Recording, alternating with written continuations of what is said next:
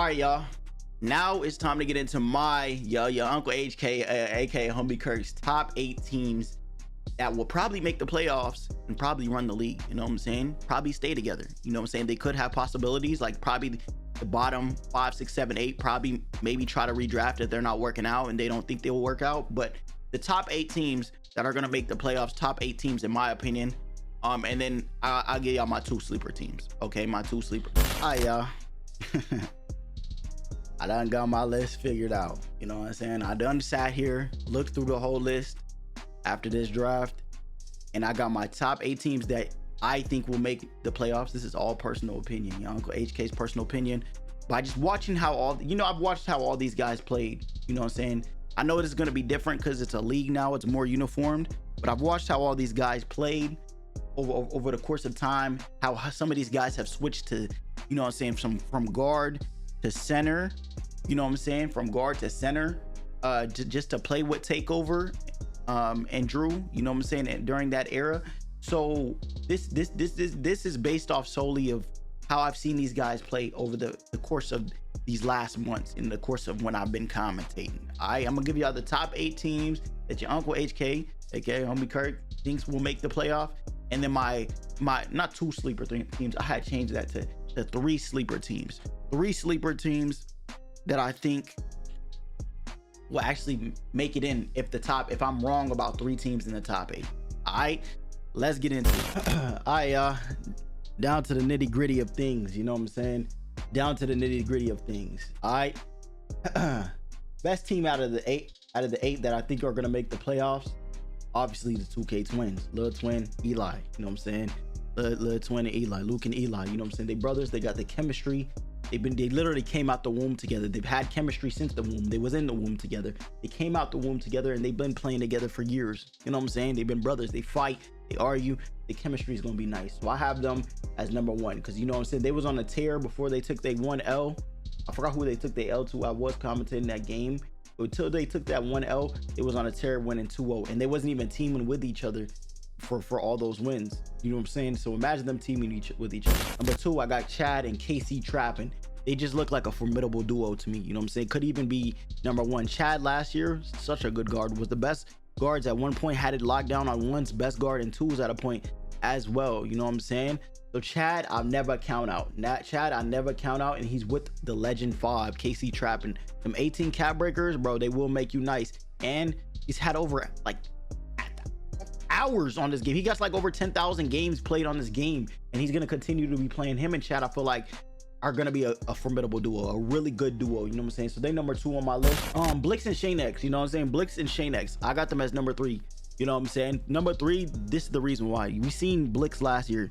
You know what I'm saying? Blix last year went on a tear with his duo Gucci. So I feel like if Blix and Shane X get that duo to duo connection like him and Gucci had, and they get on page, they can do anything, bro. They could be the number 1 best team. That's just the thing. Shane X, it's just, you know what I'm saying, because I know Blix always talks. Blix literally traded up to get a Legend 1 account. He got a Legend 1 account. He makes the builds, you know what I'm saying, he makes the builds that are needed.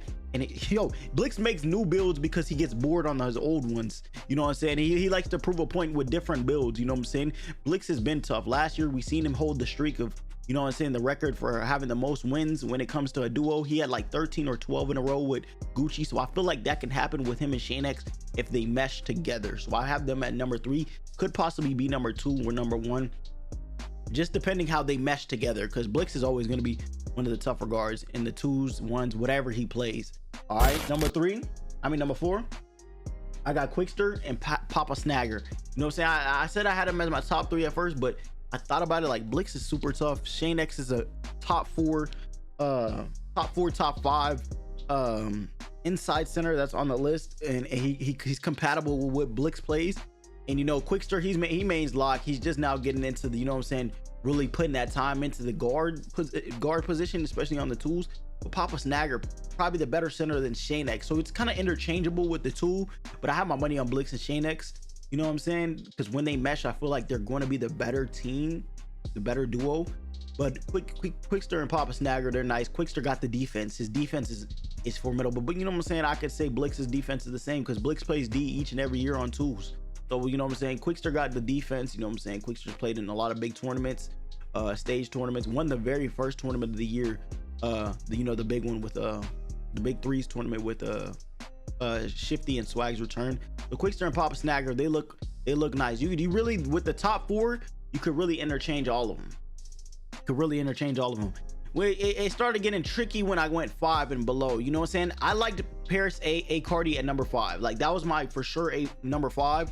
I didn't even unblock it for you. Number 5, Paris A Cardi. I like them at number 5. You know what I'm saying? I was like a solid number 5. The 6, 7, and 8. I was like, I don't know. These teams could not, you know what I'm saying? When I got to 6, 7, 8, I'm like, these teams could not. They could be the 6, 7, 8 could be interchangeable with the 3 sleeper teams I got. Okay, but Paris A Cardi, I feel like they're in between. I feel like once they get the chemistry down, Cardi gets, you know what I'm saying, his game back, because I feel like Cardi is one of the better guards, one of the top 5 guards out of these, you know what I'm saying? Out of these guys with their teams, you know what I'm saying? Overall, like, you know what I'm saying? We do have a lot of good guards, but for how Cardi plays and, you know what I'm saying, the tools, you know what I'm saying? If you know the tools meta, Cardi is nice. He just got to lock in. You feel me? And I feel like him being on one team, you know what I'm saying, not searching for new centers or this, that, he's going to be locked in with Paris. You know what I'm saying? Paris is disciplined. Y'all know you're a military man. He disciplined, bro. I feel like they not going to want to lose. They're going to be mad losing. You know what I'm saying? So I feel like they have the cool in between 5. You know what I'm saying? They're going to do their thing and make it into the playoffs. All right. Number 6, I got Meter Man Los and no travel calls. No Meter Man Los and no travel calls. The thing with this team right here, I was kind of iffy on it, but Meter Man Los is not a bad footer. I don't know if we're going to I'm not too sure if we're going into the 6-9 metas and banning the footers. But for the Meter Man Los, I seen him play with Hoagie. I seen him play with Drew. Bro looked like untouchable at a point when he was on a run with Drew. No travel calls a part of WMT. You know what I'm saying? I'm pretty sure he's the leader of WMT. They are a tough unit. You know what I'm saying? They are a tough unit. So you know what I'm saying? I have to see more of no travel calls play. But I feel like him and Meter Man Los, if no travel calls got a little game like Hoggy or Drew in him, I feel like him and Meter Man Los is gonna be fine, because Meter Man Los is a good footer. For number 7, I got Drew and ISF. Now, this one was kind of like to me. But I can never count out Drew motherfucking DF. I can never count him out.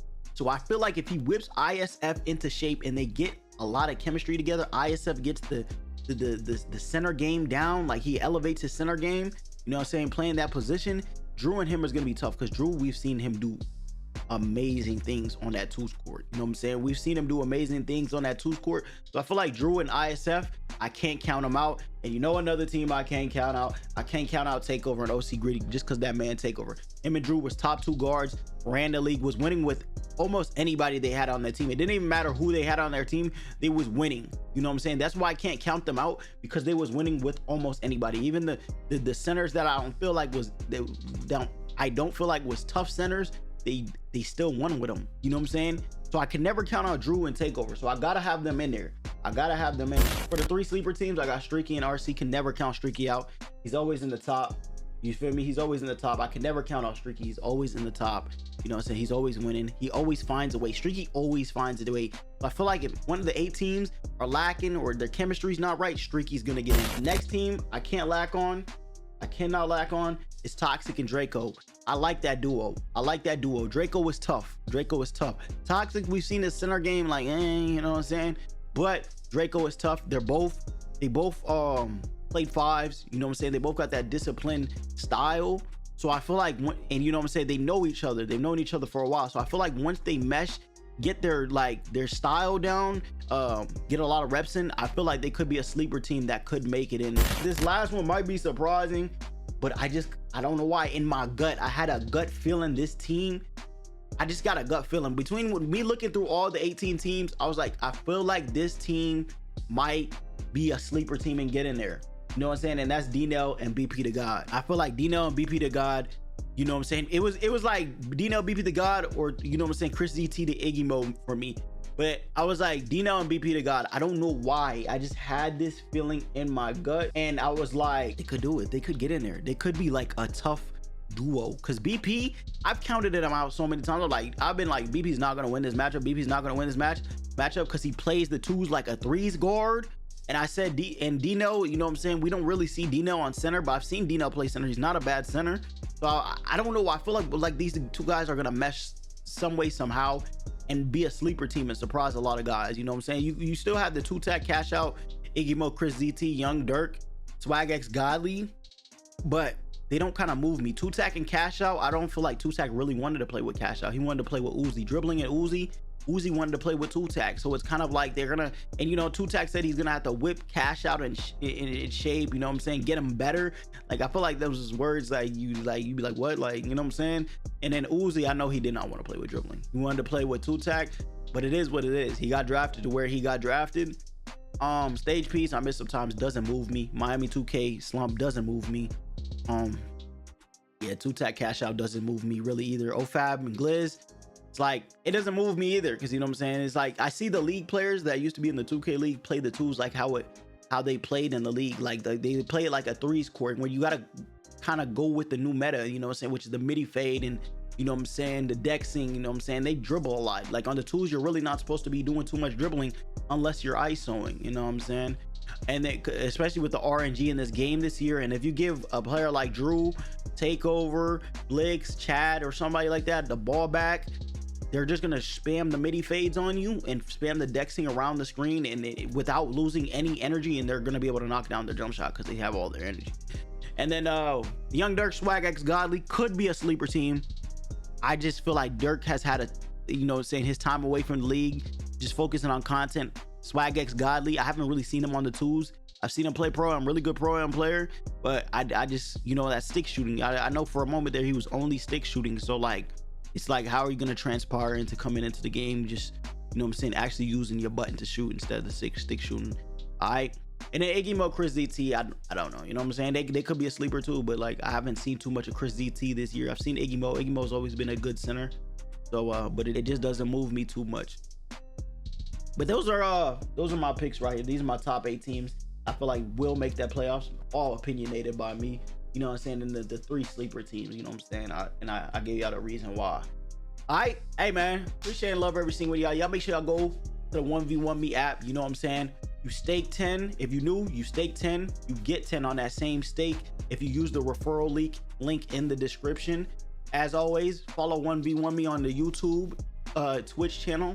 All the socials are gonna be in the description.